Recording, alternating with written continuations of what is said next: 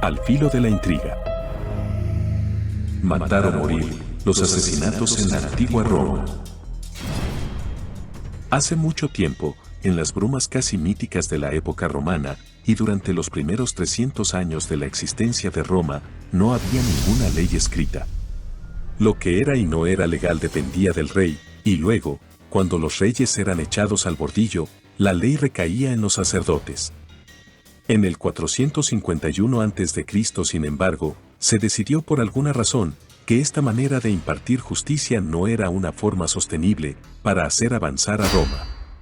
Y siendo los romanos un pueblo fundamentalmente pragmático, decidieron constituir un comité para tratar la situación. Fue así como nacieron los primeros vestigios del sistema legal moderno. No obstante, estos vestigios sobran de ser diferentes a las leyes universales que rigen nuestro mundo en la actualidad. Siguen siendo desordenadas, a veces se imparten con favoritismos y muchas veces de manera improvisada. Entonces vale la pena preguntarse, ¿cómo se regía una civilización como la romana, con sus leyes tan primitivas? En primer lugar, hay que dejar en claro que el homicidio es el acto de matar a otra persona, pero el asesinato es mucho más complejo y recae en aspectos del contexto legal, moral y social. Con el asesinato, se deben tener en cuenta las circunstancias, si acaso hubo intención o planificación previa.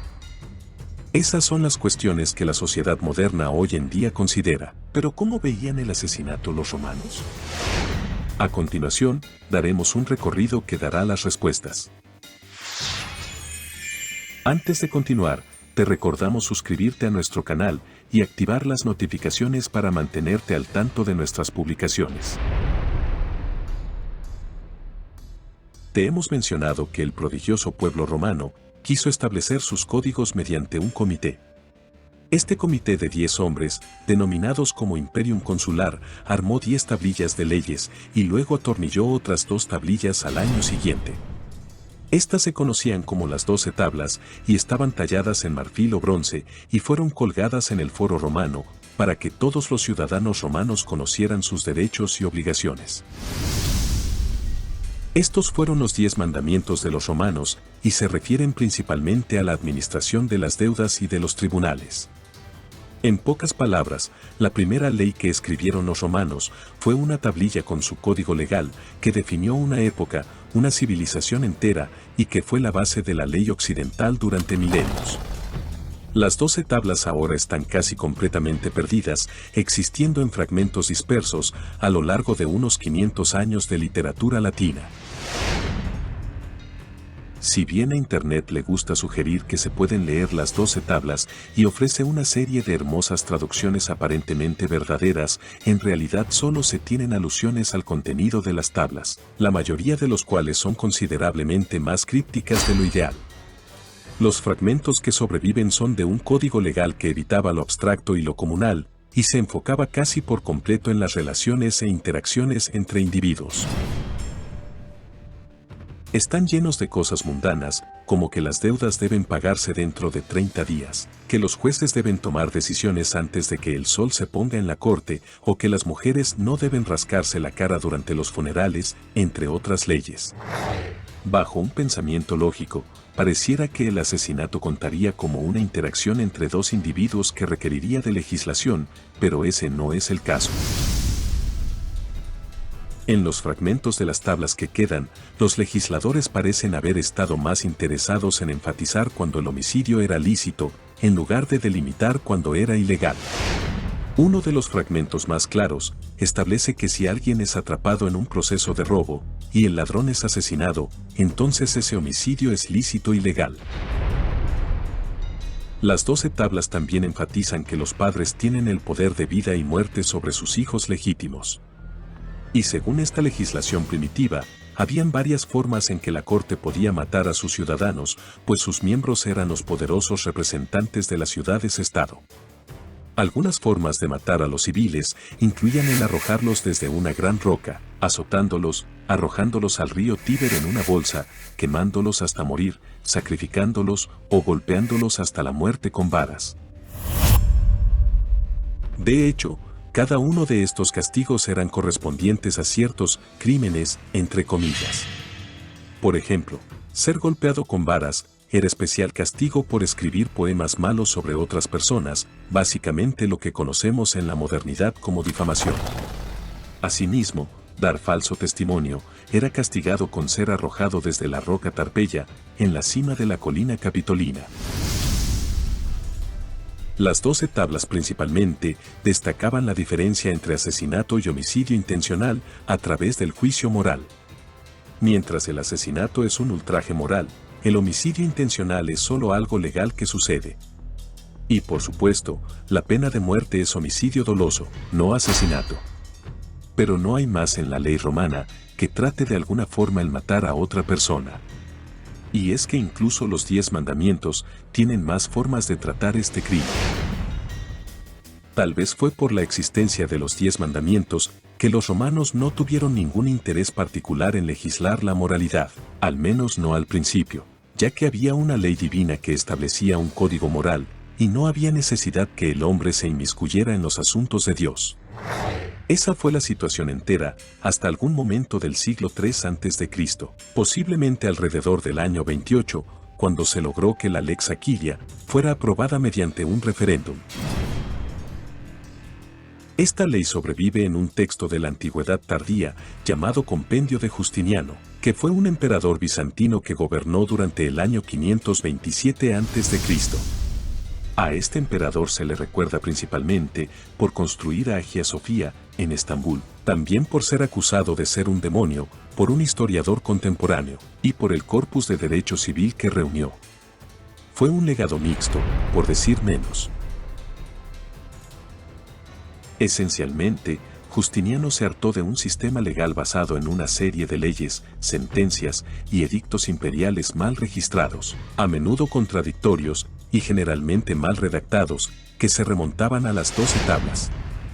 Sucedía que las leyes se expedían a medida que los acontecimientos lo ameritaban, por lo que le pidió a un grupo de expertos legales que echaran un vistazo a ese material de 1000 años, para ordenarlo un poco.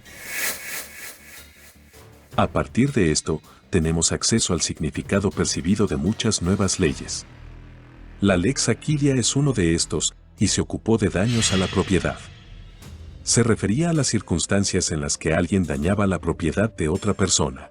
Si esto sucedía, se tenía que pagar una indemnización, lo que parece no estar relacionado con el asesinato hasta que se examina la sección 1 de la ley.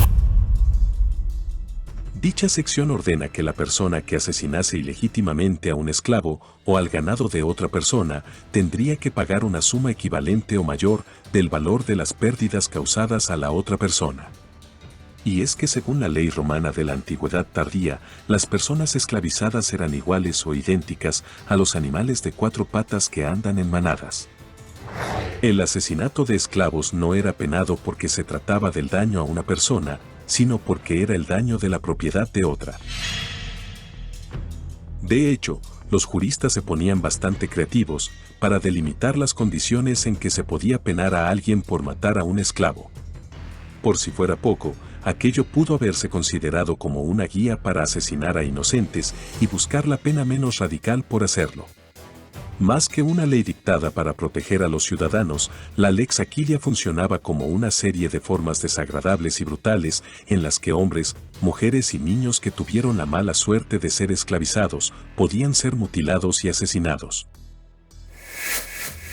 En la Lex Aquilia, las personas esclavizadas pueden ser golpeadas mientras están enfermas, o pueden ser arrojadas desde puentes, o envenenadas, apuñaladas, estranguladas, muertas de hambre, pisoteadas por mulas, comidas por perros, e incluso quemadas.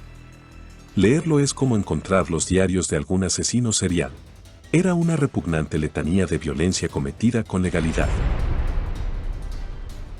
Es por eso que la Lex Aquilia no suele ser vista como una ley contra el asesinato.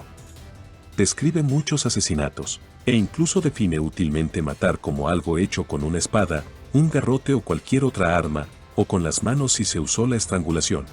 Pero no sirve de advertencia para evitar que los ciudadanos lo cometan.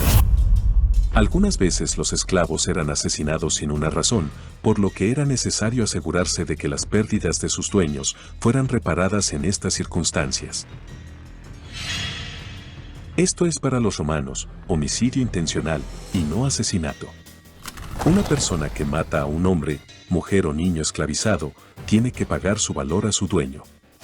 Es el dueño quien ha sido perjudicado por su muerte y a quien debe reparársele por ello. La vida de la persona esclavizada no era la pérdida. Su trabajo, sí lo era. No fue sino hasta la dictadura de Sila, en el 81 después de Cristo, que el paisaje de Roma cambió para siempre. Sila encabezó una década de guerra civil, que finalmente ganó. Su premio fue que llegó a ser dictador, una posición de emergencia a corto plazo dentro de la Constitución romana. Sus principales objetivos como dictador eran tres: reducir la democracia, centralizar el poder en el Senado, y matar a tantos enemigos como sea posible. Y así ejecutó a 400 senadores y a 1.600 jinetes, y simultáneamente promulgó la primera ley de asesinato real, conocida como Lex Cornelia de Sicaris et Beneficis.